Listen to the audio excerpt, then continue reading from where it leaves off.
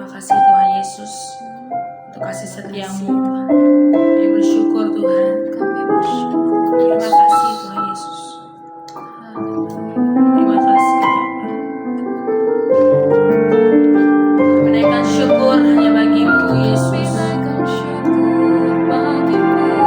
Bapa yang baik, Bapa yang selalu ada bersama kami.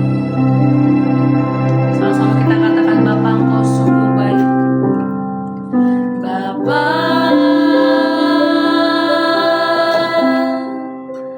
Engkau sungguh baik. Kasih-Mu melimpah di hidupku. Bapa-Ku berterima kasih. Bapa,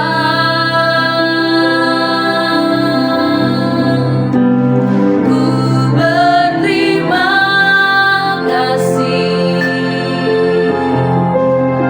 Berkat-Mu hari ini yang Kau sediakan bagiku.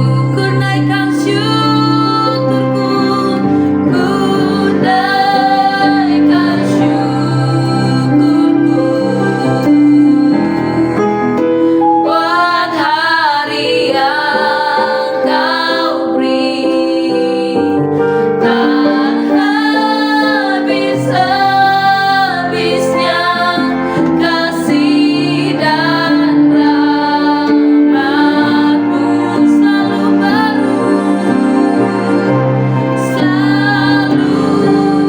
baru, dan tak pernah terlambat. Pertolongan-Mu besar, setia-Mu di sepanjang hidup. Ku naikkan syukurku Tuhan, ku naikkan syukurku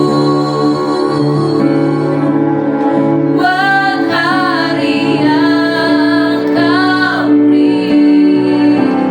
Tak habis-habisnya kasih dan rahmat-Mu selalu baru, dan tak pernah terlambat. Pertolongan-Mu besar, setia-Mu besar, setia-Mu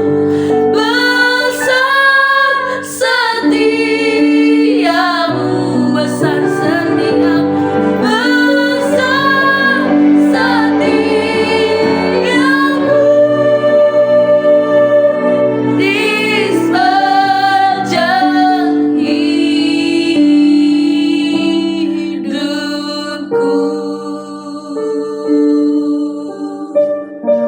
Sungguh besar kasih setia-Mu bagi kami Tuhan Yesus. Nanti-nantinya kami mengucapkan syukur untuk perbuatan-Mu yang dahsyat bagi kami, bagi keluarga kami, bagi setiap kegiatan kami. Tuhan, hari ini kami serahkan kegiatan kami hari ini. Tuhan bekerja bagi setiap kami. Kasih-Mu yang menegur kami, yang mengingatkan kami. Kami juga hari ini mau mendengarkan suara-Mu Tuhan. Tuhan berbicara kepada kami siap mendengar. Dalam nama Tuhan Yesus kami berdoa dan mengucap syukur. Haleluya. Amin. Shalom Bapak Ibu Saudara-saudara sekalian. Kita berjumpa kembali hari ini, hari Senin, tanggal 2 Desember 2024 di dalam renungan harian. Judul renungan kita hari ini adalah orang percaya harus menjaga iman dan menyebarkannya.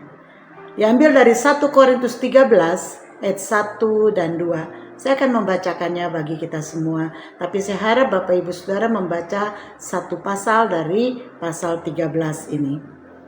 Sekalipun aku dapat berkata-kata dengan semua bahasa manusia dan bahasa malaikat, tetapi jika aku tidak mempunyai kasih, aku sama dengan gong yang berkumandang dan canang yang gemerincing.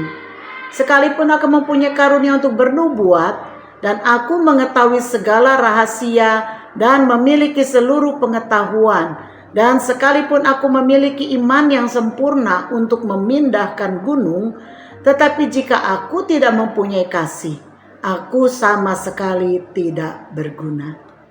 Bapak Ibu Saudara sekalian, jika kita membaca kitab 1 Korintus, kita akan menemukan bahwa di tengah-tengah Paulus berbicara tentang karunia roh, yaitu di pasal 12 dan 14, tiba-tiba Paulus menempatkan pasal 13 yang berbicara tentang kasih.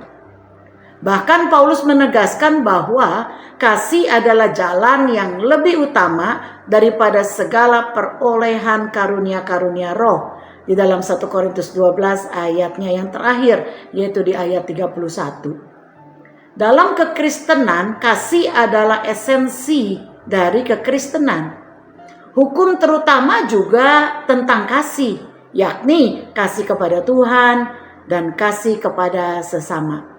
Matius 22 ayat 37 sampai 39. Dalam 1 Korintus 13 ayat 2 dengan jelas Paulus membandingkan iman dan kasih. Iman adalah hal yang mutlak ada bagi setiap orang percaya. Namun tanpa kasih, maka iman tersebut menjadi iman yang mati atau tidak berguna. Kasih adalah bahasa aktif. Artinya, kasih tidak memiliki makna yang berarti jika hanya pada perkataan. Kasih baru terbukti jika diwujudkan dalam pembuktian perbuatan. Itulah yang dilakukan oleh Allah dalam peristiwa Natal, di mana Allah membuktikan kasih-Nya kepada manusia bukan dengan perkataan saja, melainkan Ia mengutus anaknya yang tunggal, yakni Yesus Kristus, menjadi manusia untuk menebus manusia dari kebinasaan dan membawanya kepada keselamatan dalam kekekalan.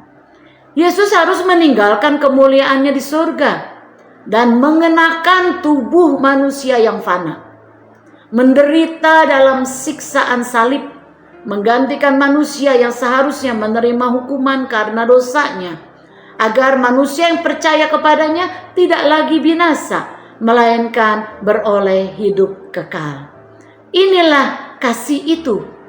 Bukan kita yang telah mengasihi Allah, tetapi Allah yang telah mengasihi kita dan yang telah mengutus anaknya sebagai pendamaian bagi dosa-dosa kita. 1 Yohanes 4 ayat 10. Dalam sejarah kekristenan bertumbuh bukan karena kekerasan atau paksaan, bukan pula karena politik uang, bukan juga karena politik. Bahkan ketika kekristenan dipolitikkan di masa abad pertengahan, yaitu antara 500 Masehi sampai 1400 Masehi, setelah jatuhnya kekaisaran Romawi, kekristenan bertumbuh karena praktek kasih Kristus yang dilakukan oleh para umat Tuhan.